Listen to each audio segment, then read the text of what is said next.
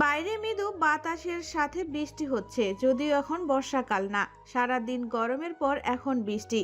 ভীষণ সুন্দর একটা ওয়েদার, কিন্তু ফুল দিয়ে সাজানো খাটের উপর বধূ বেশে বসে থাকা রমণীর কাছে তা মোটেও উপভোগ নয়।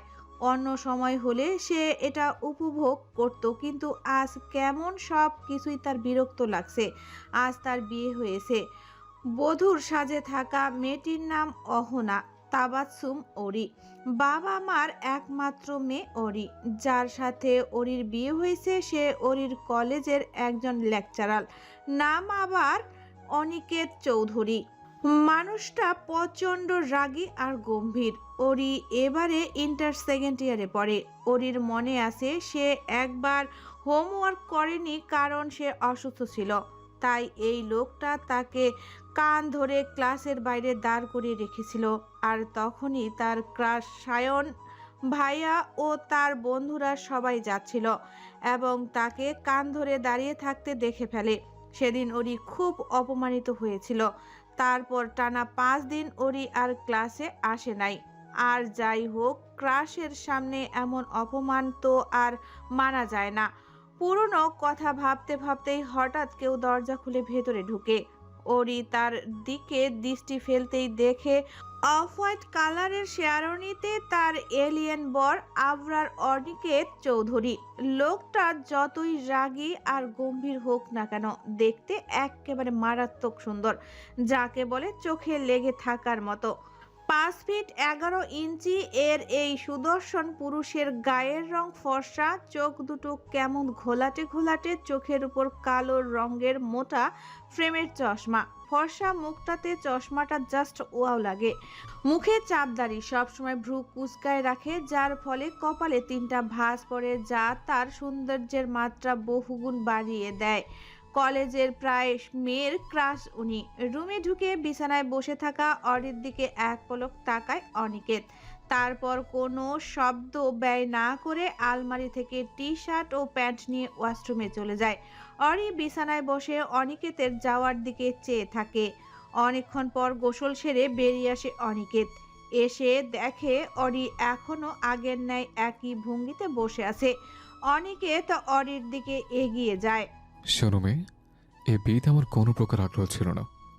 আমার এক প্রকার বাধ্য করা হয়েছে। তবে জানিয়ে রাখি, আমার কাছে আর 5টা স্বামীর মতো কোনো এক্সপেকটেশন রাখতে পারবে না তুমি। বাইরের দুনিয়া আমরা স্বামী স্ত্রী হলেও এই 4 দেয়ালের ভিতরে আমাদের কোনো সম্পর্ক থাকবে না। আশা করি আমার কথাগুলো তুমি বুঝতে পেরেছো। বলেই হনহনিয়ে বারান্দায় চলে গেল। ওরি কতক্ষণ কিংকর্তব্য বিমুখ হয়ে রইল।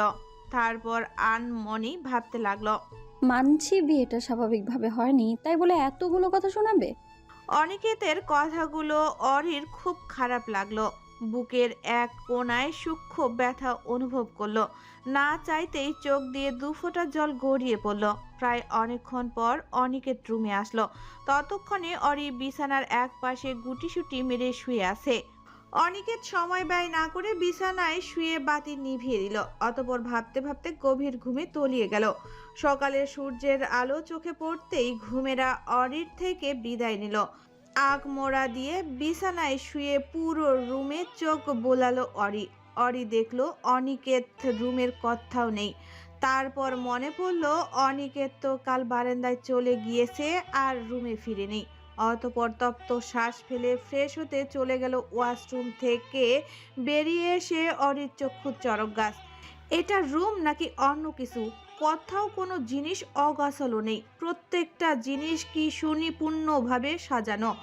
অনুবীক্ষণ যন্ত্র দিয়ে দেখলেও একটা ধুলোর কণা পাওয়া যাবে কিনা সন্দেহ। রুম দেখেই বোঝা যাচ্ছে এটা ওই গম্ভীর এলিয়েনটার রুম। এটাকে কি রুম বলে? রুম হবে অরির রুমের মতো। বিছানায় এক পাশে কাপড় চোপড়ের স্তূপ, অন্য পাশে বই খাতা, খাটের নিচে খেয়ে শেষ করা চিপস, চকলেট আর চানাচুরের প্যাকেট, এগুলো তো আদর্শ রুমের বৈশিষ্ট্য। তা না করে কেমন করে সব কিছু গোছায় রাখছে। রুম তোমার আর চিন্তা নেই, অরি ইজ কামিং। এখন তোমায় যে করেই হোক আদর্শ রুমে পরিণত করব। নেহাতি অরির মনটা অনেক বড়, তাই তো নিজ দায়িত্ব নিয়ে কাজটা করবে। অরি এবার সশব্দে বলে উঠল। এ হে অরি কা বচন, আর মেরা বচন হি মেরা শাসন। পুরো রুমটা খুঁটিয়ে খুঁটিয়ে দেখছে অরি। হঠাৎ কেউ দরজায় কড়া নেড়ে বলল, ভাইয়া ভাবি ভেতরে আসবো? অরি সময় ব্যয় না করে ডাকলো। আসুন। অরির ডাক শেষ হওয়া মাত্রই রয়ে শয়ে দুজন মেয়ে রুমে প্রবেশ করলো। একজন অরির চাচা শ্বশুরের মেয়ে আমেনা, আর অন্যজন অরির একমাত্র ভাসুরের স্ত্রী দিয়া।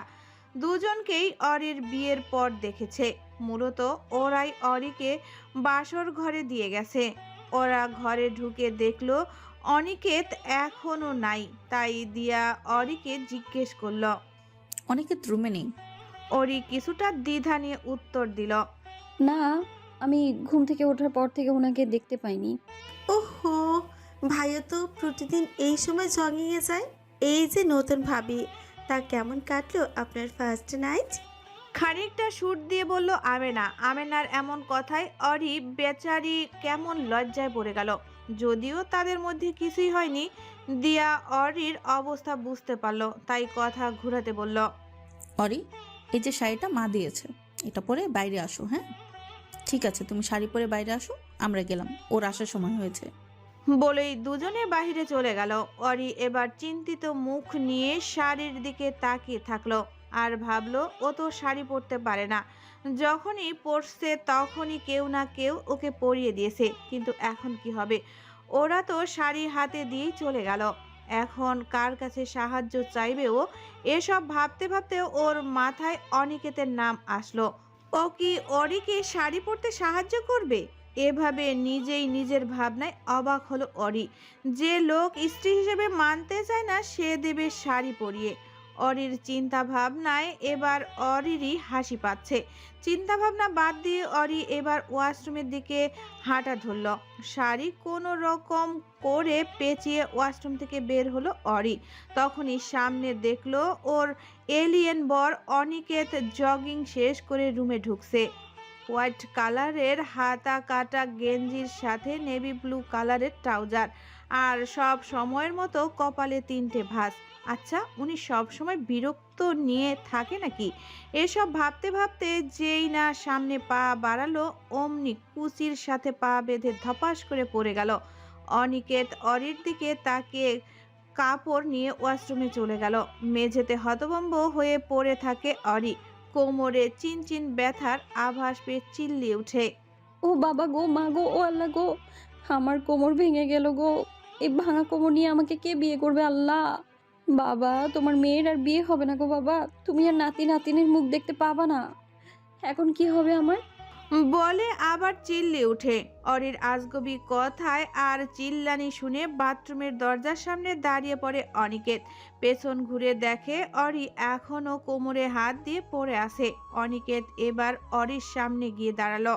প্রবলেম কি তোমার? পড়ে গিয়েছো ভালো কথা, তো ওঠা ছেড়ে এমন চিল্লিয়ে কানের পোকা মারতেছো কেন? আর এসব কি পাগলের প্রলোভ বকতেছো? খানিকটা ধমকে সুরে বলে অনিকেত, বাবা, এই তুমি কোন পাষণ্ড মানবের সাথে বিয়ে দিয়েছো আমার, যার মনে বউয়ের প্রতি বিন্দু মাত্র কোনো মায়া দয়া নেই। দেখতেছে যে বউ পড়ে গেছে, তবুও তাকে তুলছে না, সে কত বড় খারাপ। বলে আরেক দফা চিল্লিয়ে উঠে। প্রথমত তুমি নিচে পড়েছো, তাই নিচে উঠবা, তাই বেশি বকর বকর না করে উঠে পড়ো। আর হ্যাঁ, আমি তোমার প্রেমিক বা সার্ভেন্ট নই যে তোমায় তুলতে যাবো। বলেই ওয়াশরুমে চলে গেল অনিকেত। ওরি আস্তে ধীরে উঠে পড়ল। খাটে বসে দেখে পড়ে যাওয়ার দরুন কোনোই খানিকটা ছিলে গেছে, জ্বলছেও একটু। তবুও সেদিকে পাত্তা না দিয়ে আবার বিড়বিড় করে বলল, শালি এলিয়েন, বউ পাবি না তুই, আর পেলেও দিনে 3 বেলা আছাড় খেয়ে পড়ে থাকবে। নিজের বলা কথায় নিজেই জিভ কাটে। আরে আমি তো ভুলেই গিয়েছিলাম, ওই এলিয়েনটার বউ তো আমি নিজেই। খানিকটা বিরক্ত নিয়ে বলে অরি। অরির এটি পুরনো অভ্যাস। এর আগে যতবার অনিকেত অরিকে শাস্তি দিয়েছে ততবারই অরি অনিকেতকে এক গাদা অভিশাপ দিয়েছে। বেচারা অনিকেত যদি অরির দেওয়া অভিশাপগুলো শুনতো তাহলে নিশ্চয়ই এতদিনে অক্কা পেত। কিছুক্ষণ পর অরি আবার শাড়ি ঠিক করতে লাগলো। কিন্তু কাককে যদি রাজ্য পরিচালনা করতে দেওয়া যায় সে কি পারবে? অরির অবস্থাও হয়েছে ঠিক তেমনই। বেশ কিছুক্ষণ চেষ্টা করার পর না পেরে খাটে বসলো। এবার নিজের উপর বিরক্ত হয়ে বলল, ইস, কাল যদি ফোনটা নিয়ে আসতাম তাহলে ইউটিউব দেখেও কিছুটা পড়া যেত। ঠিক তখনই বাথরুম থেকে বেরিয়ে আসলো অনিকেত। অরি তাকায় অনিকেতের দিকে। আকাশি রঙের শার্টের সাথে ব্ল্যাক প্যান্ট, কাঁধে তোয়ালে, চুলে আর দাড়িতে এখনো পানিগুলো চিকচিক করছে।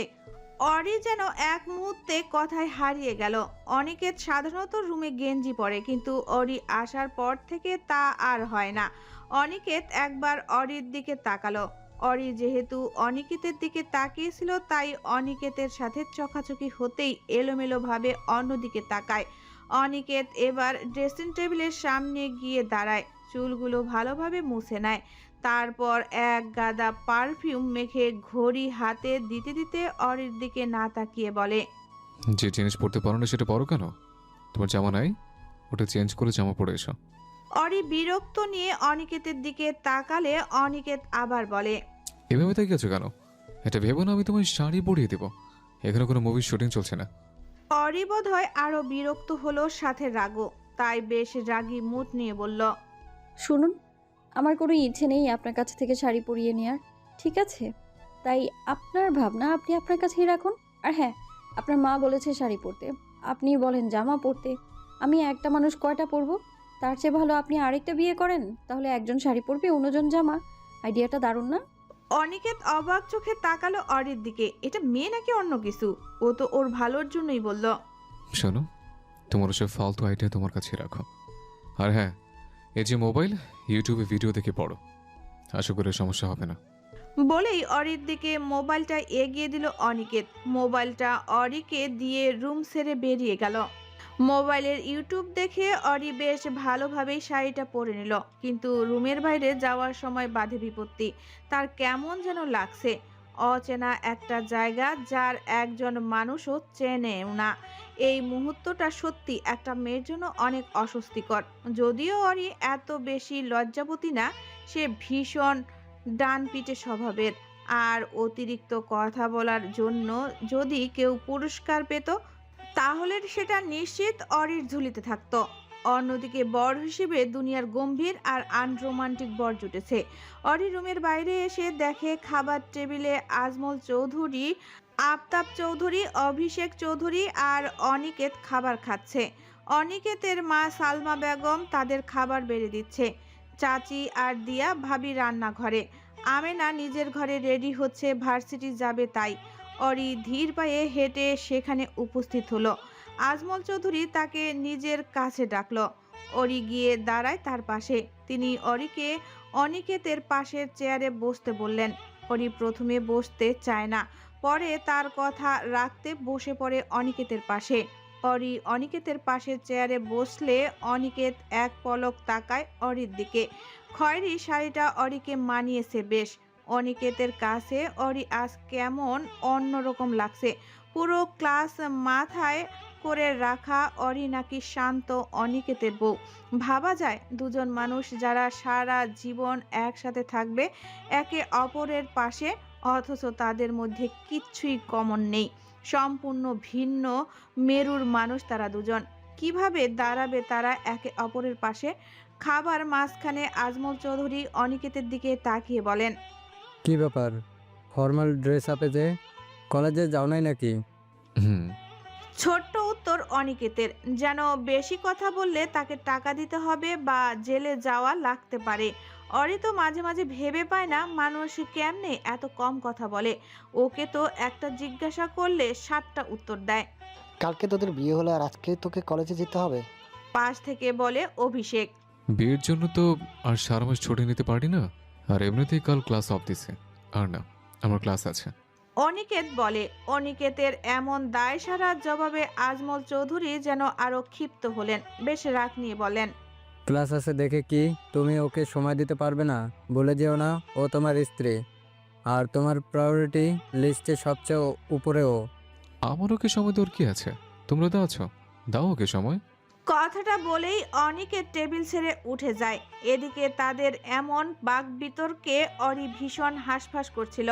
অনিকেতের চলে যাওয়ায় আজমল চৌধুরী সালমা বেগমকে ধমক দিয়ে বলেন, দেখেছো তোমার ছেলে দিন দিন কেমন অসভ্য হয়ে যাচ্ছে? আহা, এত রাগ করছো কেন? ওকে তো একটু সময় দেওয়া দরকার নাকি সব কিছু মানিয়ে নেওয়ার জন্য? বলেন সালমা বেগম। কোনো রকমে খাবার শেষ করে রুমে আসে অরি। রুমে এসে দেখে অনিকেত ব্যাগে কিছু কাগজপত্র আর ল্যাপটপ ঢুকাচ্ছে। অরি গিয়ে বিছনার উপর বসে। অরি ভাবে অনিকেত ওকে কলেজ যেতে বলবে, কারণ এই লোক পড়াশোনার ব্যাপারে খুব স্ট্রিক্ট। কিন্তু অরির ভাবনাকে মিথ্যা প্রমাণ করে কোনো কথা না বলে ব্যাগ হাতে নিচে চলে যায়। অনিকেতের ব্যবহারে প্রথমে একটু খারাপ লাগলেও এখন অরির নাচতে ইচ্ছা করছে। অরি আর পড়াশোনা করা লাগবে না। অবশেষে অরি মুক্তি পেল। বিয়ের পর পড়তে হবে না জানলে কবেই বিয়ে করে নিত। অরি এবার পুরো রুম জুড়ে নাচতে শুরু করে। অনেকক্ষণ রুমে একা থাকার পর অরির খুব বিরক্ত লাগে। তার উপর এই শাড়ি, গরমে কি এগুলো পরা যায়? ও তো সারা জীবন টি শার্ট আর প্লাজো পরে থেকেছে। অরি একবার ভাবলো বাইরে গিয়ে দিয়া ভাবির সাথে গল্প করবে, তারপর যেই ভাবনা সেই কাজ। বাইরে এসে দেখলো সালমা বেগম আর চাচি সোফায় বসে টিভি দেখছে। তারা মূলত জি বাংলা সিরিয়াল দেখছে। বিয়ের জন্য কাল দেখা হয়নি, তাই আজ দেখছে। অরিকে দেখতে পেয়ে চাচি বললেন, আরে অরি যে, রুমে খুব বিরক্ত লাগছিল না? এসো আমাদের সাথে টিভি দেখো। হ্যাঁ হ্যাঁ, এখানে এসে বসো। খানিকটা হাসি মুখে ডাকেন সালমা বেগম। অরি গিয়ে বসে তাদের পাশে। মাঝে মধ্যে অরি ভেবে পায় না অনিকেত কি আসলেই এ বাড়ির সন্তান? এ বাড়ির মানুষগুলো কত হাসি খুশি, আর অনিকেতে আজ তো একটা এলিয়েন। ভেংসি কাটে অরি। আচ্ছা মা, দিয়া ভাবিকে যে দেখছি না, উনি বাড়ি নেই? সালমা বেগমকে বলে অরি। না, ও একটু কাজে বাহিরে গেছে অভিষেকের সাথে। উত্তর করেন তিনি। এবার এখানেও বিরক্ত লাগে ওর। জীবনেও এসব সিরিয়াল দেখেনি ও। অরির মা যখন দেখতো তখন টিভির পাশেও ঘেঁষতো না অরি। বিরক্ত হয়ে অরি সালমা বেগমের দিকে তাকিয়ে বলে, আমি একটু রুমে যাচ্ছি। ঠিক আছে, যাও। টিভির দিকে তাকিয়ে বলেন উনি। রুমে এসেও অরি শান্তি পায় না। ওর হাত পা গুলো খসখস করছে, যেন কোনো অকাজ না করলে ওর শান্তি নেই।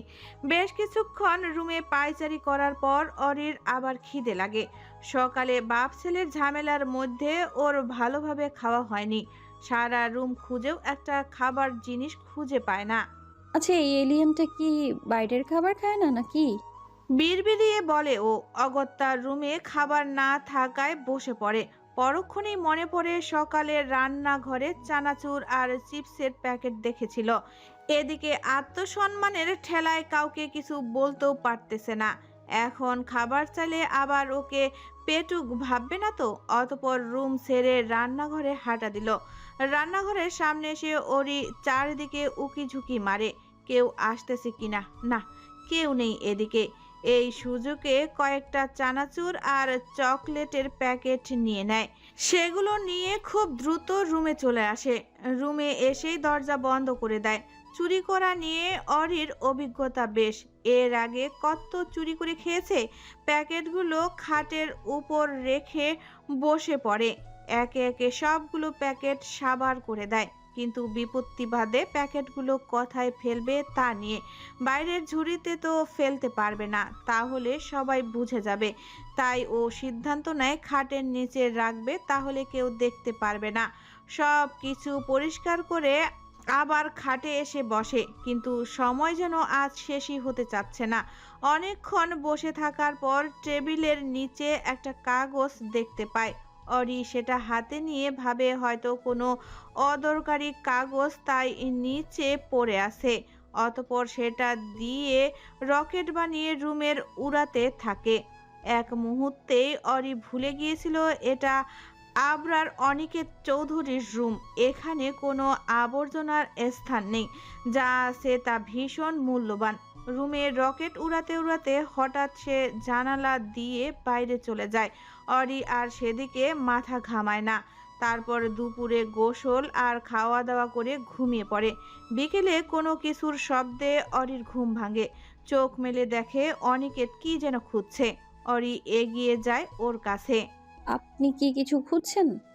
জিজ্ঞাসা করে অরি। কোনো উত্তর করে না অনিকেত। তাই অরি আবার জিজ্ঞেস করে। কিছু খুঁজে থাকলে বলুন আমায়, আমি দেখে থাকলে জানাবো। অনিকেত এবার খানিকটা বিরক্ত হয়ে বলে। This is none of your business. Ori ভেংচি কেটে ওয়াশরুমে ঢুকে পড়ে। বেশ অনেকক্ষণ যাবৎ যখন খুঁজে পায় না, তখন অরিকে জিজ্ঞেস করে। তুমি কি কোনো পেপার বাইরে ফেলছো? ও হ্যাঁ, টেবিলের নিচে একটা কাগজ ছিল। আমি ভাবছি ওটা আপনার দরকার নেই, তাই ওটা দিয়ে রকেট উড়িয়েছি। হোয়াট? হোটে দিয়ে তুমি রকেট উড়িয়েছো মানে? ধমকের সুরে বলে অনিকেত। রকেট উড়িয়েছি মানে ওটাকে রকেট বানিয়ে উড়িয়েছি। কেন, আপনি ছোটবেলায় ওড়াননি? আগ্রহ নিয়ে বলে অরি। না, আমার তোমার মতো তো ফালতু সময় ছিল না। আর তুমি তো উড়ানোর আগে দেখবে তো ওটা কিসের কাগজ ছিল। রাগী কণ্ঠ অনিকেতের। অরি বেশ দ্বিধা নিয়ে বলে। কিসের কাগজ ছিল ওটা?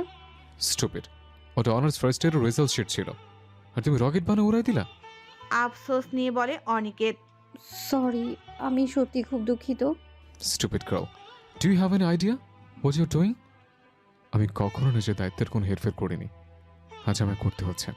কাল কলেজকে আমি কি জবাব দেবো যে আমার বউ ওটা দিয়ে রকেট উড়াইছে? আর ল্যাপটপ নষ্ট থাকে, ওখানে কোনো কপি নেই। তুমি জানো এখন আমি কতগুলো প্রবলেম ফেস করতে হবে because of your mistake. Aniket তেজি গলায় বলে। শুনুন মিস্টার ব্রিটিশ এলিয়েন, আমি ইচ্ছে করে কিছু করিনি। আমি বলছি তো সরি। আর আপনার এত দরকারি ফাইল এভাবে রেখেছেন কেন আপনি? ভুলটা আপনার, তাই আমার উপর চিল্লাবেন না একদম। আর আপনি যেমন কোনো নায়ক নন যে আমি পড়ে গেলে আমাকে উঠাবেন, তেমনি আমিও সিনেমার নায়িকা না যে আপনি ধমকাবেন আর আমি ঘরের এক কোণে গিয়ে কান্না করব। বলেই এক প্রকার দৌড়ে রুম ছেড়ে বেরিয়ে যায় অরি। অরির এমন কথাবার্তায় অনিকেত বেশ অবাক হয়ে বলে। কি থেকে কি হয়ে গেল? আমার লস করে আমাকে শাসিয়ে গেল। এটা মেয়ে নাকি অন্য কিছু?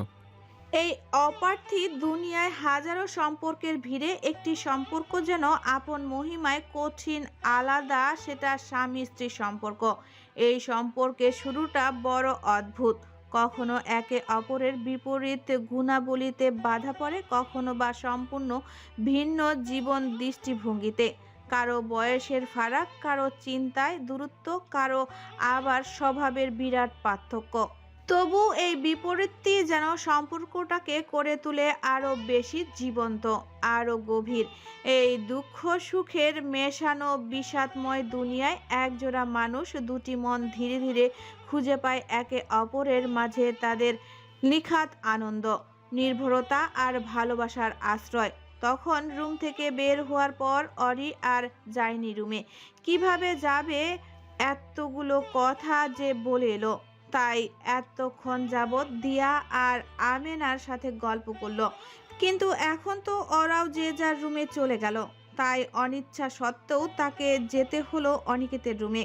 অরি রুমে ঢুকে কোনো কথা বলে না, চুপচাপ বসে পড়ে খাটে। অনিকেত তাকায় অরির দিকে, পর মুহূর্তেই আবার কাজে মনোযোগ দেয়। অনিকেত নিজের কাজ শেষ করে অরির সামনে গিয়ে দাঁড়ায়। সরি, তখন আমার ওভাবে রিয়েক্ট করা উচিত হয়নি। স্বাভাবিক স্বর অনিকেতের। বাইরে স্বাভাবিক হলেও ভেতরে প্রচণ্ড পরিমাণ অস্বস্তিতে আছে ও। একটা হাঁটুর বয়সী মেয়েকে সরি বলতে হচ্ছে। কি দিনকাল এলো রে তোর অনিকেত। অরি কেন জানি বিশ্বাস করতে পারছে না এই লোক ওকে সরি বলছে। যেন সারা জীবন অন্যের কাছ থেকে সরি শুনে এসেছে, সে কিনা ওকে সরি বলছে। ভাবা যায়? আমিও সরি। অরি বলে। ঠিক আছে, এখন যাও, পড়তে বসো। কিন্তু আমার তো বই এখানে নেই। হালকা হাসার চেষ্টা করে বলে অরি। আমি এনেছি, এখন যাও পড়ো। অনিকেতের স্পষ্ট জবাব। আপনি এনেছেন মানে আপনি আমাদের বাসায় গিয়েছিলেন? না, আরফকে দিয়ে আনিয়েছে, ও কলেজে এসে দিয়ে গেছে। অনিকেতের কণ্ঠে বিরক্তির আভাস, যেন কেউ তাকে জোর করে বলাচ্ছে। বেশি কথা বলা সে মোটেও পছন্দ করে না, কিন্তু তার এই ফেসফেসানি বউ একের পর এক প্রশ্ন করে যাচ্ছে। অরি গিয়ে পড়ার টেবিলে বসে। এতক্ষণ লক্ষ্য না করলেও এখন দেখে তার বাসার সব বই এখানে, পাশাপাশি আরও কিছু যুক্ত হয়েছে। অরি এবার শুকনো ঢোক গিলে। সকালে যে আনন্দে সারা ঘর জুড়ে নেচে বেরিয়েছে, এখন সেই আনন্দ পানিতে ডুবিয়ে দিয়েছে এই এলিয়েনটা। আরে ভাই, বিয়ের পর পড়তেই যদি হবে তাহলে সকালে কেন বললি না? তাহলে কি ওরি এত নাচানাচি করতো? মোটেও না। তখন সে প্ল্যান করত কিভাবে পড়া থেকে বাঁচা যায়, কিন্তু এখন কি হবে? এই ব্রিটিশ এলিয়েনটা তো ওকে না পড়িয়ে ছাড়বে না। গভীর ভাবনার মধ্যে ডুবে আছে অরি। দেখে যেন মনে হবে বিশ্বের অষ্টম আশ্চর্য আবিষ্কারে ব্যস্ত সে। যে কেউ অরিকে দেখে বলবে সে এখন নিউটন চাচার চতুর্থ সূত্র উদ্ভাবন করতে যাচ্ছে। অরির এমন ধ্যানমগ্নতার ভাঙ্গে অনিকেতের ডাকে। কি এমন আকাশ পাতাল ভাবছো? অরি খানিকটা দ্বিধায় ভরে উত্তর দিল, না কিছু না। ভালো, এখন ভাবনা বাদ দিয়ে পড়ো। বলে নিজের ল্যাপটপ অন করে অনিকেত। অরি ইংরেজি বই বের করে খানিকক্ষণ নাড়াচাড়া করে, অতঃপর অনিকেতের দিকে তাকিয়ে বলে, একটা বলি, বলো। পৃথিবীতে ইংরেজির চাইতে চীনা ভাষায় বেশি মানুষ কথা বলে, তাহলে চীনা ভাষার বদলে ইংরেজিকে কেন ইন্টারন্যাশনাল ল্যাঙ্গুয়েজ করা হলো? চীনা ভাষা হলে তো আমি ভালো পারতাম নাকি? উৎসুক চাহনি অরির, যেন তার এই প্রশ্নের উত্তরের মাধ্যমে পৃথিবীর সমস্ত সমস্যা দূর হবে। অরির কথায় অনিকেত খানিকটা ঠাট্টার স্বরে বলে, গাধা একটা, ইংরেজি পারে না, আবার এসছে চাইনা ভাষা শিখবে। তোমার চাইনা ভাষা পড়তে বা লিখতে দিলে তো বাসার মায়ের বাপ করে ছাড়বে। শুনুন, আগে নিজের লিঙ্গ ঠিক করুন, তারপর আমার জ্ঞান দিতে আসবেন। নিজের মাতৃভাষা ঠিক নাই, আবার আসছে আমার জ্ঞান দিতে। অনিকেত বড় বড় চোখ করে তাকায় অরির দিকে, তারপর চিল্লিয়ে ওঠে, হোয়াট? হ্যাঁ পারেন তো শুধু ইংরেজি বকতে। আর ওটা গাধা হবে না, গাধি হবে। গাধা ছেলেদের বলে, আমি একটা মেয়ে, বুঝেছেন? একটা গালিও ঠিক মতো দিতে পারেন না। মুখটা বাঁকিয়ে বলে অরি। Just shut up. ঝাঁঝানো কণ্ঠ অনিকেতের। অনিকেতের দিকে তাকিয়ে ভেংসি কাটে অরি, তারপর আবার মুখ গুজে বইয়ের মধ্যে। অরি বরাবরই ফাঁকিবাজ মেয়ে, এসব পড়াশোনার ধার সে কোনো কালেই ধারত না। ওর মা পড়তে বসতে বললেই শুরু হতো তালবাহানা। অরি কোনো প্রাইভেট টিচার 2 দিনের বেশি টিকতে পারেনি, কিন্তু এই ব্রিটিশ এলিয়েনটার কাছ থেকে রক্ষা পাবে কি করে? ইংরেজি বই হাতে নেয় অরি। আজ অবধি কলেজের কোনো পরীক্ষায় ইংরেজিতে পাশ করতে পারেনি। এই নিয়ে অনিকেতের ওকে কম সময় অপমান করেনি, কিন্তু অরি তো অরি, যাই হয়ে যাক সে পড়বে না তো পড়বে না। মাঝে মধ্যে অরি ভাবে ও কিভাবে এইচএসসিতে পাশ করেছে। এটা ওর কাছে মিরাক্কেল ছাড়া কিছুই না। ইংরেজি বইয়ের পাতা উল্টাতে উল্টাতে অরি ভাবে, আচ্ছা, আমি যদি ইংরেজিতে ফেল করি তাহলে আমার এলিয়ান জামাইটাও কি কলেজে গিয়ে বলবে? আমার বউ কিভাবে ইংরেজিতে ফেল করে? হ্যাঁ, যে মেয়েকে আমি সারাদিন ইংরেজিতে ঝাড়ি দিই, সে কিভাবে ইংরেজিতে ফেল করে? কথাটা ভেবে কুটি কুটি হাসে অরি। এক সময় শব্দ করে হেসেও দেয়। অনিকেত তার ঘলাটে আক্ষি যুগল নিয়ে তাকায় অরির দিকে। কি সুন্দর মেয়েটার হাসি, দেখতেও মন্দ নয়, বরং একটু বেশি সুন্দর। সব সময় কেমন আমোদ উল্লাসে মেতে থাকে, যেন সুখহীনতায় পরোয়া নেই তার মধ্যে। কিন্তু অনিকেতের যে ভয় হয় এই প্রাণবন্ধকতাকে, ভয় নয় চঞ্চলবতীকে হারানোর, ভয় হয় আবারও ঠকে যাওয়ার। সে চায় না তার অতীতের দিনগুলো আবারও ফিরে আসুক। আর তার এই ভয় অরির জন্য তার মনে জন্ম নেওয়া অনুভূতিগুলোকে গ্রাস করে ফেলে। সে আর কারো প্রতি দুর্বল হতে চায় না, তাই তো এই অনুভূতিহীন কঠিন মানবের রূপ ধারণ। কিন্তু মানুষ চাইলে কি আর অনুভূতির থেকে পালাতে পারে? হয়তো ক্ষণিকের জন্য নিজের অনুভূতিগুলোকে লুকিয়ে রাখে বা অস্বীকার করে, কিন্তু তা কখনোই দীর্ঘস্থায়ী হয় না। এই লুকায়িত অনুভূতিগুলো জমতে জমতে পাহাড় সমান হয়ে ঠিকই প্রকাশ পায়। সকালে ভোরের আলো ফুটে পৃথিবীতে প্রবেশ করতেই শুরু হয় মানুষের ব্যস্ততম জীবন। সবাই ছুটে চলে নিজেদের কর্মক্ষেত্রে। গাছের পাখিরাও যেন এর ব্যতিক্রম নয়। ওরাও নিজেদের খাবারের সন্ধানে বেরিয়ে পড়ে, সাথে তাদের কিচিরমিচির শব্দ মানুষকে ডেকে তোলে। এই যান্ত্রিকময় জীবনে আমরা প্রতিনিয়ত দূরে সরে যাচ্ছি পৃথিবীর থেকে। আধুনিকতার নামে আমাদের জীবন থেকে যে কত কিছু হারিয়ে যাচ্ছে, অথচ আমরা তা ঠাওর করতে পারছি না। নিত্যদিনের অভ্যাসে অনিকেত বেরিয়ে পড়ে জগিংয়ে। অরি আজকেও সকালে উঠে অনিকেতের দেখা পায় না। ওয়াশরুম থেকে ফ্রেশ হয়ে ও দাঁড়ায় জানালার সামনে। গ্রীষ্মের সকালে এক ফালি ঠান্ডা হাওয়া জানালা ভেদ করে অরির শরীরে লাগে। এক মুহূর্তেই যেন তার সমস্ত আত্মা পরিতৃপ্ততায় ভরে যায়। জানালা দিয়ে সামনে তাকায় অরি, দেখে অনিকেত বাগানে হাঁটছে। ধূসর রঙের গেঞ্জি আর নেভি ব্লু ট্রাউজার স্যুট। গরম হাওয়ায় দৌড়ানোর ফলে ঘেমে কপালের চুলগুলো কেমন লেপ্টে আছে, আর সেই কপালের কুঁচকানোর ফলে কপালের 3টা ভাঁজ। অরি আজ অবধি কখনো অনিকেতকে হাসতে দেখেনি। আচ্ছা, লোকটা কি হাসতে জানে না? তবে আর যাই হোক, লোকটা না সর্বদাই সুন্দর। সে যেমন পোশাকই পরুক না কেন, প্রতিবারই অরি যেন নতুনভাবে ক্রাশ খায়। অনিকেতকে দেখা শেষ হলে অরি বিছানার কাছে আসে। এই দুদিনে ও এতটুকু অন্তত বুঝেছে অনিকেত ভীষণ গোছালো স্বভাবের। কলেজে সে সর্বদাই ডিসিপ্লিন মেনে চলতো, আবার ব্যক্তির জীবনেও ঠিক তাই। অরি এবার বিছানা গোছাতে লেগে পড়ে। এসব কাজ ও কোনো কালেই করছে বলে মনে হয় না, তাই তো কেমন এবড়ো থেবড়ো ভাবে গুছিয়ে রাখে সব। পরক্ষণেই অরির মনে পড়ে ও যে কাল চকলেট আর চানাচুরের প্যাকেট খাটের নিচে লুকিয়ে রাখছিল। ওর তো ফেলে দিতে মনই ছিল না। ভাগ্যিস অনিকেত দেখেনি, নয়তো নির্ঘাত অরিকে চোর ভাবত, আর রুমে ময়লা ফেলার অপরাধে নিশ্চয়ই বড় কোনো শাস্তি দিত। অরি তাই ওড়নার নিচে করে লুকিয়ে তা বাইরে ফেলতে যায়। এগুলো ওর আগের কাপড়। কাল অনিকেত বইয়ের সাথে বাসা থেকে এনেছে। শাড়ি ও পরতে পারে না, তার উপর আবার গরম, তাই তো নিজের কাপড় পাওয়ার সাথে সাথে তা চেঞ্জ করে ফেলে। অনেক সাবধানে লুকিয়ে ওগুলো বাইরে ফেলতে যায়। এমনি সামনে পড়ে অনিকেত। কপাল কুঁচকে তাকায় অরির দিকে। অরির চেহারায় কেমন চুরি চুরি ভাব। এই বুঝি অনিকেত ওকে প্রশ্ন করে, কিন্তু না। অরির দিকে কয়েকক্ষণ তাকিয়ে নিজের রুমের উদ্দেশ্যে হাঁটা ধরে। অরি যেন এতক্ষণে হাঁপ ছেড়ে বাঁচল। ওখান থেকে অরি রান্নাঘরের দিকে যায়। রান্নাঘরে দেখে সালমা বেগম আর নাজমা বেগম নাস্তা তৈরি করছে। দিয়া ভাবি অসুস্থ, তাই উনি আসেনি। অরি গিয়ে সালমা বেগমের পাশে গিয়ে দাঁড়ায় আর খানিকটা মিনমিনিয়ে বলে, মা, আমি কি কিছু সাহায্য করব? কথার জোর নেই তার, আর থাকবেই বা কি করে? রান্না বান্না তো কিছুই জানে না। ওই ডিম্পোস আর নুডলস অবধি তার দৌড়। সালমা বেগম পুলকিত নয়নে চায় অরির দিকে। ঠোঁটের কোণে মিষ্টি একটা হাসি টেনে বলে, না মা, তোমাকে কিছু করতে হবে না। আর তুমি তো আজ থেকে কলেজে যাবে নিশ্চয়, তাই তুমি বরং রেডি হয়ে আসো, আমাদের কাজ প্রায় শেষ। অরি মুচকি হেসে মাথা নাড়ে।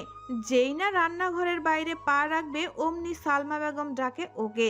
তিনি অরির আগা মাথা পরোক্ষ করে বলে, শোনো আরি, আমরা জানি তুমি অনেক হাসি খুশি একটা মেয়ে, চঞ্চলতা তোমার চরিত্রের বৈশিষ্ট্য, তাই এটাকে দমিয়ে রেখো না। আর হ্যাঁ, এটা যেমন অনিকেতের বাড়ি তেমন তোমারও বাড়ি, তাই কাউকে ভয় পাওয়ার কিছু নেই। এখানে সবাই তোমার আপনজন। অরি এতক্ষণে মুগ্ধ হয়ে সালমা বেগমের কথা শুনছিল। কথা শেষ করে অরির মাথায় আদুরে হাত বুলিয়ে দেয়। অরি চোখ বন্ধ করে তা উপভোগ করে। পাশে থাকা নাজমা বেগম মুস্কি হাসে। হয়তো বুকের কোণে কোথাও একটু ব্যথা করছে। উনি হয়তো ভাবছে তার ছেলেটা বেঁচে থাকলে হয়তো তারও এমন মিষ্টি একটা বৌমা থাকতো, কিন্তু সে যে আর নেই। তার কথা ভাবতেই ওনার চোখ চিকচিক করে ওঠে। সকলের অগোচরে চোখের পানি মুছে নেয় নাজমা বেগম।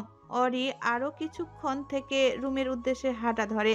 অরি রুমে এসে দেখে অনিকেত রুমে নেই। এদিকে ওদিকে তাকিয়ে দেখে ওয়াশরুমের দরজা বন্ধ। তারপর পুরো রুমে চোখ বুলিয়ে অরি বেশ বিরক্ত হয়। অনিকেত আবার সব কিছু গুছিয়ে রাখছে। আরে ভাই, আমি তো গুছিয়ে রেখেছিলাম, তাহলে আবার কেন? বিড়বিড় করে অরি। তখনই অনিকেত বেরিয়ে আসে। অরি এবার খানিকটা জোর গলায় বলে, আমি তো সব গুছিয়ে রাখছিলাম, তাহলে আপনি কেন এমন করলেন? অনিকেত স্থির কণ্ঠে প্রশ্ন করে। কেমন? অরি এবার চেতে যায়, ঝাঁঝালো কণ্ঠে বলে। আমি এত কষ্ট করে গোছালাম আর আপনি সব আবার ঠিক করলেন? জানেন আমি কত কষ্ট করে সবটা করেছি। আমার পরিশ্রমের কোনো মূল্য নেই আপনার কাছে, তাই না? আমাকে আপনার মানুষ মনে হয় না, হ্যাঁ? এক নিমিষে সব বলে অরি। অনিকেত এক মুহূর্তে ভ্যাবাচাকা খেয়ে যায়। এটা মেয়ে নাকি টাইম বম? সব কিছু এবড়ো থেবড়ো করে গুছিয়ে রাখছিল, তাই তো ও আবার সব ঠিক করে রুম পরিষ্কার করলো। অনিকেত এবার ঠাট্টা স্বরে বলে। ওগুলোকে গোছানো বলে। অবশ্য তোমার থেকে বেশি আর কি আশা করা যায়? মনে তো হয় না বাসায় থাকতে কখনো রুম গুছাইছ। অরির রাগটা যেন মাথায় চড়ে বসলো। একে তো ওর কাজকে অপমান করেছে, তার উপর আবার ওকে এখন অপমান করছে। না, এর একটা বিহিত করতে হবে। অরি এবার গোছানো বিছানাটা আবার অগোছালো করে কলেজ ড্রেস নিয়ে ওয়াশরুমে ছুটে যায়। অনেকের চোখ পাকিয়ে কিছু বলতে যাবে, তার আগেই অরি ওয়াশরুমের দরজা বন্ধ করে দেয়। অগত্যা অনিকেত পুনরায় সব গুছিয়ে রেডি হয়ে বাইরে যায়। অরি একেবারে কলেজের উদ্দেশ্যে রেডি হয়, তারপর নাস্তা করার জন্য বাইরে আসে। অরি বাইরে এসে দেখে অনিকেত বাবা, চাচা আর ভাইয়ের সঙ্গে মিলে খেতে বসেছে। সালমা বেগম খাবার বেড়ে দিচ্ছে আর নাজমা বেগম সব জিনিস আগায় দিচ্ছে। অরিও সময় ব্যয় না করে অনিকেতের পাশের চেয়ারে গিয়ে বসে পড়ে। অনিকেত একবার তাকায় অরির দিকে, পরক্ষণেই চোখ ফিরিয়ে নেয়। ততক্ষণে সালমা বেগম সবার প্লেটে খাবার বেড়ে দিয়েছে, সবাই খাওয়ায় মনোযোগ দেয়। তখনই আজমল চৌধুরী অরির দিকে তাকিয়ে বলে। কলেজে যাও মামনি। অরি হালকা হেসে উত্তর দেয়। হ্যাঁ বাবা। ঠিক আছে, ভালো করে পড়াশোনা করবে, ঠিক আছে? আর কোনো সমস্যা হলে আমাকে বলিও। হুম। উনি এবার অনিকেতকে আদেশের সুরে বলে। তুমি আজ থেকে আর ওরি মামুনিকে কলেজে নিয়ে যাবে। অনিকেত হয়তো কিছু বলতে চাইছিল, তার আগেই উনি আবার বলে। আমি কোনো কথা শুনতে চাই না অনিকেত। আর ও তোমার স্ত্রী, তোমার দায়িত্ব আছে কিছু। তোমাকে নিশ্চয়ই এই বয়সে এসে দায়িত্ব শেখাতে হবে না। অনিকেত আর কোনো কথা বলে না, আর চোখে তাকায় অরির দিকে। অরিও তাকিয়েছিল ওর দিকে, তাই দুজনের চোখাচোখি হয়। পাশ দিয়ে দিয়া যেতেই আজমল চৌধুরী তাকে ডাকে। দিয়া কাছে যেতেই উনি দিয়াকে খেতে বসতে বলেন। বাবা, আমি পরে মা আর চাচির সঙ্গে খেয়ে নেব। কিছুটা ইতস্তত নিয়ে বলে দিয়া। তুমি যে অসুস্থ সেটা নিশ্চয় মনে আছে তোমার। নিজের খেয়াল রাখতে হবে তো নাকি? ঠিকমতো খাওয়া দাওয়া না করলে সুস্থ হবে কিভাবে? আর অভিষেক, তুমি ওকে ছেড়ে একা কিভাবে খেতে বসলে? এখন কি তোমাদের স্ত্রীদের খেয়াল রাখার জন্য আমাকে তোমাদের বলতে হবে? শেষের কথাটা ধমক দিয়ে বলে আজমল চৌধুরী। আজমল চৌধুরীর ধমকে তড়িঘড়ি অভিষেকের পাশে বসে দিয়া। সালমা বেগম তার প্লেটে খাবার দেয়, পাশ থেকে অভিষেকও দেয় কিছু। অরি তাকিয়ে দেখে সবকিছু, আবার খাবারে মনোযোগ দেয়। সকলের খাবার প্রায় শেষের দিকে, অরির শেষ হবেই। আর সেই মুহূর্তেই সালমা বেগম অরির দিকে এক গ্লাস গরুর দুধ আগায় দেয়। অরি সালমা বেগমের মুখের দিকে তাকায়। গরুর দুধ অরির ভীষণ পছন্দের। যে বয়সে বাচ্চারা এটা খেতে চাইতো না, তখন অরি চেয়ে খেত। প্রতিদিন সকালে ও দুধ খায়। অরি তাকিয়ে থাকা দেখে সালমা বেগম বলেন। কি ব্যাপার অরি, এভাবে কি দেখছো? মা, আমার না আপনাকে চুমু খেতে ইচ্ছে করছে। সাবলীন উত্তর তার। মুহূর্তেই পরিস্থিতি কেমন হয়ে গেল। অরির এমন উত্তর হয়তো কেউ আশা করেনি, হয়তো সকলেই খাবার মুখেই আটকে রইল। অরি পরিস্থিতি বুঝতে পারল, সে নিজেও এমন কিছু আশা করেনি, তাই পরিস্থিতি সামাল দিতে বলে। আসলে হয়েছে কি, আমি তো মাঝে মধ্যে সিরিয়ালে শাশুড়িদের দেখতাম, কি বজ্জাত ছিল ওনারা। বউদের দিয়ে সব কাজ করিয়ে নিত, তাদের ঠিকমতো খেতে দিত না, অত্যাচার করতো। অথচ আমার শাশুড়ি কত ভালো, আমাকে একটা কাজও করতে দেয় না, উপরন্তু আমার পছন্দসই সব খাবার বানিয়ে দেয়। তার জন্য চুমু তো নিতান্তই ছোট্ট একটা জিনিস, তার তো নোবেল পুরস্কার প্রাপ্য। মা, আমার কাছে টাকা হলে আপনাকে একটা নোবেল দিব, ঠিক আছে? নয়তো ইউনুস চাচার নোবেলটা চেয়ে নিয়ে দিব। অরির কথা শেষ হওয়ার সাথেই টেবিলে হাসির রোল পড়ে গেল। সবাই হাসে, শুধু অনিকেত ব্যতীত। ভাবি, বড় আম্মুকে পরে নোবেল দিও। আপাতত যেটার জন্য নোবেল দিতে চাইছো সেটা শেষ করো, ঠান্ডা হয়ে যাচ্ছে। ভালো না লাগলে পরে দেখা গেল নোবেলটাও আর দিলা না তুমি। টেবিলের কাছে আসতে আসতে বলে আমেনা। অনিকেতের খাওয়া শেষ, তাই ওর রুমে চলে আসে। অরিও তাড়াতাড়ি করে খেয়ে অনিকেতের পিছু ছুটে রুমে এসে অরি নিজের ব্যাগে বই ভরতে থাকে। অনিকেতের দিকে তাকায়, দেখে লোকটা একের পর এক পারফিউম মেখে যাচ্ছে, আবার জেল দিয়ে চুল সেট করছে। অরির একবার বলতে মন চাইলো, কেন রে ব্রিটিশ এলিয়েন, এত সাজুগুজু করছিস কেন? মেয়ে পটানোর ধান্দা নাকি? মেয়েগুলো এমনিতেই কেমন কেবলার মতো চেয়ে থাকে, তারপর এত সাজলে আবার তুলে না নিয়ে যায়। এই জামাইটাকে নিয়ে হয়েছে এত ঝামেলা। অরির মনে ইচ্ছে জাগলো অনিকেতের চুলগুলো এলোমেলো করে দিতে, কিন্তু আপাতত নিজের ইচ্ছাকে মূল্যায়ন করলো না ও, কারণ জানে এখন কিছু বলতে গেলে রাম ধমক খেতে হবে। তাই তো নিজের ইচ্ছাকে দমন করে ব্যাগ নিয়ে বেরিয়ে পড়ল। গেটের কাছে এসে অরি দাঁড়িয়ে অপেক্ষা করছে অনিকেতের জন্য। অনিকেত বাইক আনতে গ্যারেজে গেছে। অনিকেত বাইক নিয়ে অরির কাছে থামায়, অতঃপর মানিব্যাগ থেকে একটা 500 আর একটা 100 টাকার নোট বের করে টাকাটা অরির দিকে এগিয়ে দিয়ে বলে, শোনো, তোমাকে আমি নিজের সাথে করে নিয়ে যেতে পারবো না। আমি চাই না এই মুহূর্তে আমাদের বিষয়টা সবাইকে জানাতে। আই হোপ তুমি বুঝতে পারছো। আর বাবাকে বলতে চাইছিলাম, বাট উনি আমার কথা শুনবার প্রয়োজন মনে করেনি। তাই টাকা নাও আর একটা রিক্সা ভাড়া করে কলেজে আসো। ঢং কত! আমি তোমাকে নিজের সাথে নিতে পারবো না। তা আমাকে কেন নিবি রে এলিয়ান? আমাকে নিলে তো আর মেয়েরা তোর দিকে তাকাবে না। নিজেকে তো আর সিঙ্গেল দাবি করতে পারবি না। ছাড়া পড়বে তোর ভাইকে আর তোর যৌবনে। আগের কথাগুলো মনে মনে বললেও মুখে বলে, আমি এমনিতেও আপনার সাথে যেতাম না। আর আমার কাছে টাকা আছে, আপনার দয়ের কোনো দরকার নেই আমার। অরির কথায় অনিকেত খানিকটা অবাক হয়, তাই জিজ্ঞেস করে, what do you mean by দয়া? কিছু না। বলেই সামনের দিকে হাঁটা ধরে অরি। মুহূর্তেই অনিকেতের মাথা গরম হয়ে যায়। এই মেয়েটা না বেশি কথা বলে। বাইক স্টার্ট দিয়ে সামনে এগোয় ও, কিছুটা এগিয়ে আবার একটা রিক্সা নিয়ে ফেরত আসে। ওঠো। আদেশের স্বরে বলে অনিকেত। লাগবে না, আমি নিজে রিক্সা খুঁজে যেতে পারবো। তোমার কাছে আমি অনুমতি চাইনি। উঠতে বলেছি, ওঠো। আর তোমার জন্য আমি কলেজে লেট করতে পারবো না। অনিকেত ধমক দিয়ে বলে, অতঃপর উপায় না পেয়ে উঠে পড়ে রিকশায়। পরক্ষণেই রিকশা চলতে শুরু করে। রিকশা চলতে শুরু করলে অনিকেত বাইক নিয়ে এগিয়ে যায়। অরি রিকশায় বসে অনিকেতের যাওয়ার দিকে তাকিয়ে থাকে। কিছুক্ষণেই অনিকেত বাইক নিয়ে চোখের আড়ালে চলে যায়। অরি ভাবে, এদের সম্পর্ক কি কখনো ঠিক হবে? সে কি কখনো বাইকের ওই পেছনের সিটটায় বসতে পারবে? অনিকেত কি কখনো ওকে স্ত্রী বলে মেনে নেবে? বিয়ের আগে তো স্বপ্ন ছিল ওর, রাতে বর নিয়ে বাইকে ঘুরবে, বৃষ্টি বিলাস করবে, আরো কত কি ভাবনায় বিভোর হয়। ওরই সামনে এগিয়ে যায়। রিকশা এসে থামে কলেজ গেটের সামনে। গেটের উপর বড় হরফে লেখা, শিক্ষাই জাতির মেরুদণ্ড। সত্যি কি তাই? এই বই, এই শিক্ষাকে কি আমরা মেরুদণ্ড হিসেবে ব্যবহার করতে পারছি? হয়তো বা না। এই শিক্ষা আমাদের কাছে এখন কাগজের সার্টিফিকেট ছাড়া কিছুই না। আমরা শিক্ষা গ্রহণের প্রকৃত কারণ ভুলে গিয়েছি। কেবল নাম যশ আর ভালো একটা কাজের সন্ধানে ছুটছি। গন্তব্যে এসে রিকশা থামলেও ওই রিকশার মধ্যে বসে থাকা রমণের সেদিকে কোনো ভ্রুক্ষেপ নেই। সে ডুবে আছে নিজের বর্তমান আর ভবিষ্যৎ ভাবনার মধ্যে। অরির ভাবনায় সুতো ছিঁড়ে রিকশাওয়ালার দ্বিতীয় ডাকে। এদিকে সেদিকে তাকিয়ে সে পৌঁছে গিয়েছে তার কাঙ্ক্ষিত গন্তব্যে। রিকশা থেকে নেমে ভাড়া দিতে গিয়ে বাধে বিপত্তি। রিকশাওয়ালা বলছে ভাড়া নেবে না, কারণ তাকে সে স্যার ডেকেছে, সেই ভাড়া দিয়েছে। ওদিকে অরি ভাড়া দেবে, সে অনিকেতের টাকায় চলবে না। যে লোক নিজের স্ত্রী হিসেবে মানতে নারাজ, তার টাকায় চলার মতো মেয়ে অন্তত অরি না। সে তার সিদ্ধান্তে অটল। এদিকে বেচারা রিকশাওয়ালা এদের স্বামী স্ত্রীর ঝামেলার মাঝে ফেঁসে গেছে। অরি তাকে আটকে রেখেছে।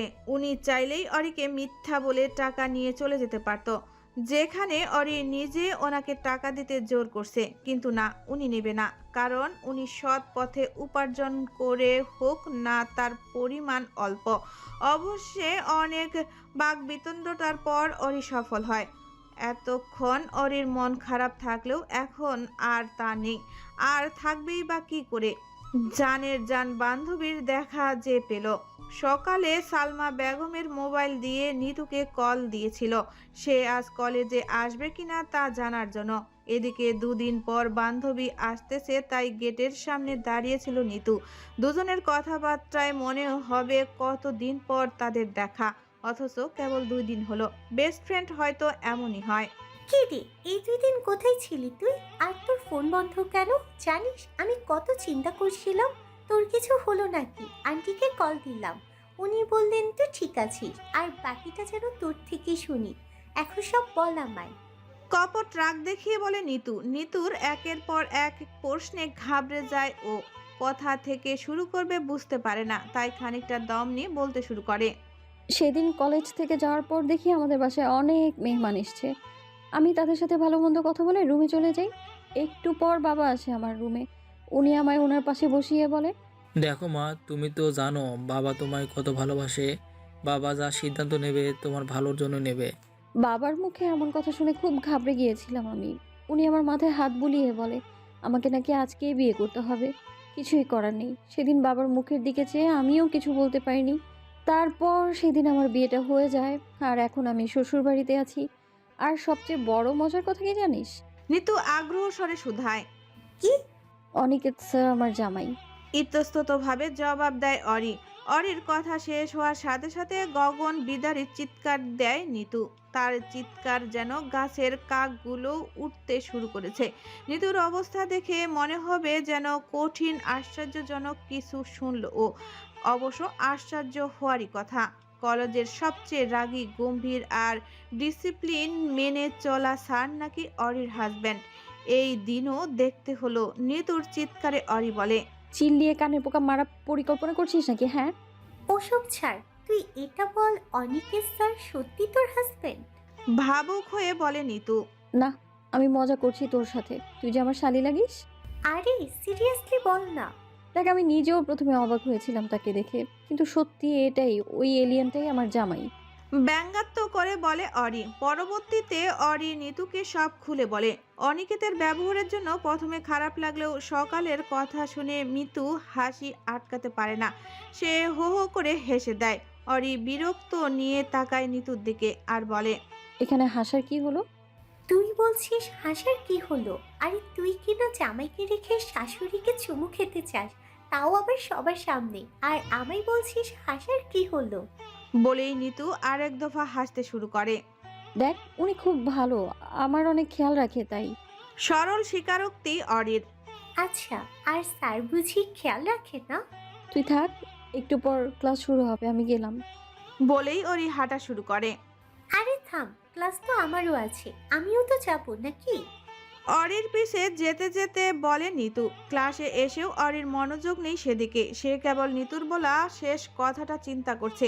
আচ্ছা, এমন কোনো দিন কি আসবে যেদিন অনিকেত অরির খেয়াল রাখবে? নিতু অরির দিকে তাকায়। সব সময় মজা করা মেয়েটা আজ কেমন চুপচাপ, ব্যাপারটা ওকেও ভাবিয়ে তোলে। অরির আজ ক্লাস করতে মন চাচ্ছিল না, তবুও ইচ্ছার বিরুদ্ধে জোরপূর্বক ক্লাস করলো। সবে 3টা ক্লাস হয়েছে, এখনো আরো 2টো ক্লাস আসে। ক্লাসরুমে বসে আছে অরি, পাশে নিতু বসা। মাঝখানে টিফিন পিরিয়ড বাইরে গিয়েছিল, তবে খায়নি কিছুই। অরি কলেজে আসার পর আর অনিকেতকে দেখেনি, তবে এখন দেখা হবে, কারণ এখন অনিকেতের ক্লাস। কিছুক্ষণের মধ্যে ক্লাসরুমে প্রবেশ করে অনিকেত। কলেজের সবচেয়ে হ্যান্ডসাম এবং ড্রেসিং স্যার। সাদা টি শার্টটা ইন করে পরা, তার উপর নেভি ব্লু রঙের ব্লেজার, হাতে একটা ঘড়ি যেটা অনিকেত সবসময় পরে। অরির মাঝে মাঝে মনে হয় ওই ঘড়িতে কিছু একটা রহস্য আছে, নয়তো প্রতিদিন কেউ একই ঘড়ি পরে নাকি। অরি তাকিয়ে দেখে অনিকেত আজও ওই কপাল ভাঁজ করে আছে। না, এই লোক কখনো ভালো হবে না। কিসের এত বিরক্তি তার জীবনে? পরক্ষণে মনে হয় হয়তো সেই ওই বিরক্তি। অরির মনটা আবারও খারাপ হয়ে যায়। অনিকেত নিজের মতো করে ক্লাস শুরু করে দেয়, তবে ইচ্ছার বিরুদ্ধে গিয়ে কয়েকবার আর চোখে তাকায় অরির দিকে। অরির মুখে মনমরা ভাবটা স্পষ্ট। অনিকেত আজ কেমন ক্লাসে মনোযোগ দিতে পারছে না, বারবার অরির মুখের দিকে তাকাচ্ছে। কি হয়েছে মেয়েটার? জিজ্ঞাসা করতে গিয়েও পারছে না। এমন আগে কখনো হয়েছে বলে অনিকেতের মনে পড়ে না। এদিকে প্রিয় বান্ধবীর এমন রূপ মিতু কিছুতেই সহ্য করতে পারছে না, তাই বান্ধবীকে খুশি করতে অনিকেতের একটা ছবি আঁকে ও। অরি প্রায় বেশিরভাগ সময় অনিকেতকে এলিয়েন বলে ডাকে, তাই নিতু বেশ ফানি একটা এলিয়েন এঁকে নিচে অনিকেতের নাম দেয়। এতক্ষণ খেয়াল না করলেও নিতুর ইশারায় খাতায় তাকাতেই অরি হেসে ফেলে। এক সময় বেশ শব্দ করে হেসে দেয় ও। পুরো ক্লাসরুম তাকায় অরির দিকে, অনেকে তো তাকায় তার দিকে। হাসতে থাকা অরির সেদিকে কোনো নজর নেই, সে আপন মনে হাসতে ব্যস্ত। সাধারণত অনিকেতের ক্লাসে কেউ টু শব্দ করার সুযোগ পায় না, সেখানে অরির কাণ্ড সত্যি হতবাক হওয়ার মতো। অরির হাসি থামে অনিকেতের ধমকে। অনিকেত এগিয়ে যায় ওর দিকে। অনিকেত অরির কাছে আসলে দেখে ওর সামনে একটা এলিয়েন আঁকা, যার অবস্থা খুবই শোচনীয়। অনিকেত সবচেয়ে বেশি হতবাক হয় নিচে নিজের নাম দেখে। মুহূর্তেই রাগগুলো তরতর করে বাড়তে থাকে। একে তো তার ক্লাসের ডিস্টার্ব, তার উপর তার এমন ছবি আঁকা। অরির কাছে এটাকে কোন দিক দিয়ে অনিকেত মনে হলো তা সে ভেবে পায় না। অতঃপর নিজস্ব নিয়মে অরির শাস্তির ব্যবস্থা করে অনিকেত, আর সেটা হলো ক্লাসের বাইরে কান ধরে দাঁড়িয়ে থাকা। পুরো কলেজে একমাত্র অনিকেতে আছে যে এমন ভয়ঙ্কর শাস্তি দেয়। আরে বাবা, যে বয়সে মানুষ বাচ্চার বাবা মা হচ্ছে সে বয়সে কিনা কান ধরে দাঁড়ানো, এটা কেউ মানতে পারে? কিন্তু মানতে না পারলে কি হবে, ভুল করলে শাস্তি তো পেতেই হবে। অরি যেহেতু ভুল করেছে তাই কথা না বাড়িয়ে শাস্তি মেনে নেয়। এদিকে বেচারি নিতু হাঁসফাঁস করতে থাকে। কথায় ভেবেছিল বান্ধবীকে একটু খুশি করবে, তা না কি থেকে কি হয়ে গেল। আর এই অনিকেতও বলি, হারি নিজের মায়ের পেটের আপন বউকে কেউ এমন শাস্তি দেয়? সিসি। অরি বাইরে এসে কান ধরে দাঁড়িয়ে থাকে। অরিদের বিল্ডিংটা কলেজের এক পাশে হওয়ায় এদিকে তেমন একটা মানুষ নেই, আর বাকিরা যে যার ক্লাসে। আশেপাশে কাউকে না দেখে অরি বেশ নিশ্চিন্ত মনে কান ধরে দাঁড়িয়ে থাকে। এর আগেও ধরেছে, তাই খুব একটা সমস্যা হয় না। কিন্তু বিপত্তি বাধে তখন যখন দেখে নিজের one and only crush Sayan ভাইয়া এদিকে আসতেছে। মূলত অরিদের বিল্ডিংয়ের সামনে দিয়ে কলেজের অফিসে যাওয়া লাগে, তাই এদিক দিয়ে যাওয়ায় অরি চায় না সায়ন তাকে এভাবে দেখুক। এর আগে একবার দেখেছিল, অরি কি লজ্জায় না পড়েছিল। টানা কয়েকদিন কলেজে আসে নাই, এখন তো তাও করতে পারবে না। ওই এলিয়েন ওকে জোর করে নিয়ে আসবে। তার চেয়ে ভালো নিজেকে লুকানো। কিন্তু লুকাবে কি দিয়ে? ওর কাছে তো কিছুই নাই। কি একটা ভেবে হঠাৎ নিজের জুতা জোড়া খুলে হাতে নেয়, সেটা মুখের সামনে উঁচু করে ধরে। তারপর তা দিয়ে নিজেকে আড়াল করার প্রয়াস চালায়, তবে খুব একটা সফল হতে পারে না। তার আগেই সায়ান ওকে দেখে ফেলে। আরে ওরি, তুমি এভাবে এখানে দাঁড়িয়ে আছো কেন? সায়ান হাঁটা থামিয়ে জানতে চায়। আসলে তেমন কিছু না, এমনি দাঁড়িয়ে আছি। তা ঠিক আছে, তবে তুমি জুতা খুলে হাতে নিয়ে এমন মুখের সামনে ধরে আছো কেন? সায়ান আবার প্রশ্ন করে।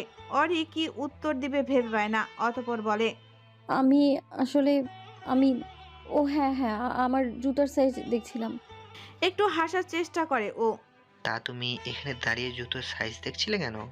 অরি এবার বেশ বিরক্ত হয়। আরে ভাই, যেখানে যেতে এসেছিস সেখানেই জানা, আমার পিছনে কেন লাগতে এলি? আর এই এলিয়েনটা যেদিন ওকে শাস্তি দিবে সেদিনই সায়নকে এদিকে আসতে হবে। হায় আল্লাহ। আমি আসলে চুরি। অরি তার কথা শেষ করতে পারে না, তার আগেই কারো ধমকে পেছনে ফিরে দেখে অনিকেত ওর সামনে দাঁড়িয়ে। তখনই অরি নিতুর আঁকা ওই ছবিটার কথা মনে পড়ে। অরি হাসি আসলেও তা আটকে রাখে। অনিকেতকে সামনে দেখে সায়ান সালাম দেয়। অনিকেত সালামের উত্তর দিলেও সায়ানকে ও সহ্য করতে পারছে না। মেয়েদের সাথে এত কথা কিসের? আর এই মেয়েটা কত সুন্দর হেসে হেসে সব প্রশ্নের উত্তর দিচ্ছে। অনিকেত অরিকে ক্লাসে যেতে বলে চলে যায়। অরি ক্লাসে গিয়ে নিজের জায়গায় বসে পড়ে। নিতু ওকে দেখে বলে, সরি রে দোস্ত, আমার জন্য তোকে শাস্তি পেতে হলো। কিন্তু তুই স্যারকে বললি না কেন যে ওইটা আমি আঁকছি? বাদ দে না, তখন দুজনকে শাস্তি পেতে হতো। নিতু অরিকে জড়িয়ে ধরে, তারপর বাকি ক্লাসটা শেষ করে কলেজ থেকে বেরিয়ে যায়। রাস্তা আলাদা হওয়ায় দুজনকে আলাদা যেতে হয়। অরি কিছুটা সামনে এগিয়ে একটা রিক্সা নেয়। অনিকেতের টিচার মিটিং থাকায় সে একটু পরে আসবে। রিক্সা দিয়ে যেতে যেতে অরি ভাবে কিভাবে আজকের অপমানের বদলা নেবে। কিছু তো একটা করতে হবে। তখন মুখ বুজে থাকলেও সে কিছুই ভুলেনি। অনিকেতকে জব্দ করার একটা ফন্দি আঁকতেই হবে। অতঃপর কিছু একটা ভেবে ক্রু হাসি হাসে। প্রচণ্ড গরমে ভর দুপুরবেলা কাঠফাটা রোদ, জনজীবনে নেমেছে চরম বিপর্যয়। এই গরমে কলেজ থেকে ফিরে অরি ভীষণ ক্লান্ত, তাই তো এসে ফ্রেশ হতে চলে যায়। টিফিনে কিছু না খাওয়াতে এখন প্রচণ্ড খিদে পায় তার। যেহেতু সকালে সালমা বেগম বলেছে এটা ওরও বাড়ি, তাই সমস্ত সংকোচ পিছনে ফেলে খেতে চলে যায়। আর এমনিতেও লোকে বলে শরম করলে নাকি গরম ভাত পাওয়া যায় না। কলেজ থেকে ফিরতে ফিরতে অরির প্রায় 3টা বেজে যায়। ততক্ষণে সবার খাওয়া দাওয়ার পাট চুকেছে, কেবল অরি আর অনিকেত বাকি। অরি খাবার টেবিলে এসে দেখে কেউ বাইরে নেই। বাড়ির 3 কর্তা কাজে গেছে আর গিন্নিরা নিজেদের রুমে আরাম করছে। অনিকেতের একটা পারিবারিক ব্যবসা আছে, যেটা তারা 3 জন দেখাশোনা করে। অনিকেতকে বললে সে সোজা না করে দেয়, কারণ এসবে তার আগ্রহ নেই। সে শিক্ষারতা করতে চায়, তাই তো পড়াশোনা শেষ করে বিসিএস এর প্রস্তুতি নেয়। ভাগ্য ভালো থাকায় এবং কঠোর পরিশ্রমের ফলে প্রথমবারই সে সফল হয়, আর এখন একটি সরকারি কলেজের ইংরেজি ডিপার্টমেন্টের লেকচারাল পদে নিযুক্ত আছে। অরি দেখে সব খাবার টেবিলেই সাজানো আছে, তাই আর কোনো সমস্যা হয় না। নিজের মতো করে নিয়ে খায়। খাওয়া দাওয়া শেষ করে রুমে আসে আর নিজের করা প্ল্যানিংয়ের উপর কাজ করতে থাকে। সব কাজ শেষ করে অরি খাটে বসে অনিকেতের জন্য অপেক্ষা করতে থাকে। হয়তো ভাবছে স্বামী ভক্ত মেয়ে তার ক্লান্ত স্বামীকে পানির গ্লাস এগিয়ে দিতে এভাবে অপেক্ষা করছে। সকালে স্বামী কর্তৃক অপমানের সামান্য কিছু বদল, তাই তো এত অপেক্ষা। অনিকেতের জন্য অপেক্ষা করতে করতে অরি বেশ বিরক্ত হয়। আরে ভাই, কি এমন জরুরি মিটিং করছিস যে এত দেরি হচ্ছে? এদিকে বাইরে গিয়ে কারো সাথে গল্পও করতে পারে না। কখন আবার অনিকেত চলে আসে। বাইরে থাকলে তো আর অনিকেতের প্রতিক্রিয়া দেখতে পারবে না। মহাশয়কে তো আবার ফোন করার কোনো ব্যবস্থা নেই। ব্রিটিশ এলিয়েন, আমাকে কান ধরে দাঁড় করিয়ে রাখা না, এমন ব্যবস্থা করব যে আমার পিছনে লাগতে আসার আগে 3 বার ভাবতে বাধ্য হবে। অরি ভাবনার মধ্যেই রুমে কারো পায়ের শব্দ শুনতে পায়। কেউ রুমে প্রবেশ করেছে। শব্দের উৎসর দিকে তাকালে দেখে অনিকেত ঢুকছে। কি ক্লান্ত তার মুখখানি, সব সময় বিরক্তির মুখ করে থাকে। লোকটার বিরক্তি যেন বহু গুণ বাড়িয়ে দিয়েছে এই গরম। অবশ্য এই রোদে বাইকে চালিয়ে আসা তো আর চারটিখানি কথা না। অরির মায়া হলো হয়তো, তবে সেটাকে পাত্তা দিল না। যে লোক বইয়ের প্রতি মায়া দয়া দেখায় না, তাকে মায়া দেখিয়ে নিজের মায়া কমাতে চায় না ও। অরি তার বিছানার অবস্থা যা ইচ্ছে তাই করে রেখেছে। বিছানার এক পাশে কলেজ ড্রেস, অন্য পাশে বইসহ ব্যাগটাকে রাখা। দেখে মনে হবে মঙ্গল গ্রহ থেকে কেউ ঢিল ছুঁড়ছে। আর এক পাশে অরি আর অপর পাশে হয়তো অনিকেতের জন্য জায়গা রেখেছে। অগোছালো অনিকেতের প্রচণ্ড অপছন্দের, অথচ এই মেয়েটা সবসময় রুমটাকে এলোমেলো করে রাখে। অনিকেত অরিকে কয়েকখানা কড়া কথা শোনাতে চাইল, তবে ফ্রেশ হওয়ার আগে জরুরি ভেবে কাপড় নিয়ে ওয়াশরুমে চলে যায়। অরি এবার এসব দেখার জন্য প্রস্তুতি নিতে থাকে। কিছুক্ষণ পর ওয়াশরুম থেকে অনিকেতের চিল্লানির আওয়াজ ভেসে আসে। অরি দরজার কাছে গিয়ে কান খাড়া করে থাকে। What the hell? পানি বেরোচ্ছে না কেন? চিৎকার দিয়ে বলে অনিকেত। পর মুহূর্তেই হাতড়াহাতড়ির আওয়াজ আসে। অনিকেত সব বালতি ভার দেখতে থাকে, কিন্তু কোথাও কোনো পানি নেই। আর থাকবেই বা কি করে? অরি যে সব ফেলে দিয়েছে। অতঃপর দরজা খুলে বাইরে আসে। অরির দরজার সামনে থাকায় দুজন খুব কাছাকাছি চলে আসে। টিভির নায়ক নায়িকাদের মতো তাদের এই মুহূর্তটা অনেক রোমাঞ্চকর হতে পারত, তবে অনিকেতের মুখে লেগে থাকা গোবরের গন্ধে টিকতে পারে না, সাথে সাথে ছিটকে দূরে সরে যায়। ওয়াশরুমে কল দিয়ে পানি আসছে না কেন? অনিকেত জানতে চায়। অরি ভাবলেশ হয়ে উত্তর দেয়, আমি কিভাবে জানবো? অনিকেত দাঁত কিটমিট করে তাকায়। গোবরের গন্ধে অরির গা গুলিয়ে আসে। অনিকেতের অবস্থাও দেখার মতো। বেচারার সারা মুখ জুড়ে গোবরের বিচরণ। ভালো করে চোখ মেলতেও পারে না সে। অনেক কষ্টে চোখ মেলে তাকায় অরির দিকে, তারপর দাঁত চিবিয়ে বলে, আমার ফেস ওয়াশে গোবর আসলো কিভাবে? আপনি গোবর মেখেছেন? মানে একটু সুন্দর হওয়ার জন্য গোবর মেখেছেন? মানলাম আপনি না হয় এলিয়েন, কোনো কিছুই আপনার জন্য স্বাভাবিক না, তাই বলে আপনি গোবর মাখবেন? ছি ছি ছি। বলেই নাক ছিটকায় অরি। তারপর মুখে এমন একটা ইনোসেন্ট ভাব ফুটিয়ে তুলে যেন ভাজা মাছটা উল্টে খেতে পারে না। সে এমনি একটা নিষ্পাপ বাচ্চা যে গোবর ধরা তো দূর, কোনো দিন দেখেওনি। অথচ অনিকেতের শাওয়ারের ভেতরে সব কিছু বের করে তার মধ্যে গোবর গুলিয়ে ঢুকায়। সকালে অরি কলেজ যাওয়ার সময় দেখেছে একটা লোক এক বস্তা গোবর দিয়ে গেছে। এগুলো অবশ্য গাছের গোড়ায় দেওয়ার জন্য। তখন রিকশায় বসে অরির মাথায় এই বুদ্ধিটাই আসছিল। গোবর মাখার পর অনিকেত যাতে সাথে সাথে তা ধুয়ে ফেলতে না পারে, তাই ওদের ওয়াশরুমের পানির লাইনও বন্ধ করে দিয়েছে। এমনকি আর কোথাও পানি রাখে নাই। অনিকেতকে দেখে অরির মনে হলো আজকের জন্য এতটুকুই ঠিক আছে, নয়তো আবার বেশি হয়ে যাবে। তাই অনিকেতকে ওয়াশরুমে পাঠিয়ে পানি আনতে চলে যায়। অরি পানি নিয়ে এসে অনিকেতকে দেয় আর আসার সময় পানির লাইনও চালু করে। বাড়িতে সবাই এ সময় ঘুমে থাকায় অনিকেতের চিল্লানি কারো কানে পৌঁছায় না। প্রায় অনেকক্ষণ যাবৎ গোসল সেরে বেরিয়ে আসে অনিকেত। ও বাইরে এসে দেখে অরি বারান্দায় দাঁড়িয়ে আছে। ততক্ষণে বিকাল হওয়ায় সেখানে খুব সুন্দর বাতাস বইছে। অরি সেটাই উপভোগ করছে, কিন্তু তার এই সুখ কারো সহ্য হলো না হয়তো। অনিকেতের প্রথম ডাক ইগনোর করলেও দ্বিতীয়বার আর সাহস হলো না। কেমন গমগমে আওয়াজে ডাকছে তাকে। অগত্যা তাকে রুমে যেতে হলো। সকালে তোমার শাস্তি দিয়েছে বলে তুমি আমার সাথে এমন করছো না? তুমি আমার ফেস ওয়াশে গোবর দিয়েছো, তাই না? গম্ভীর কণ্ঠে প্রশ্ন করে অনিকেত। আমার কিসের ঠেকা যে আপনার ফেস ওয়াশে গোবর দেব? অপকটে সবটা স্বীকার করে অরি। তাহলে কি ভূতের মা করেছে? আর তুমি ব্যতীত এই রুমে আর কেউ নেই, কেউ আসেও না। এমনও তো হতে পারে আপনি অতিরিক্ত সৌন্দর্যের লোভে গোবর কিনে এনেছেন।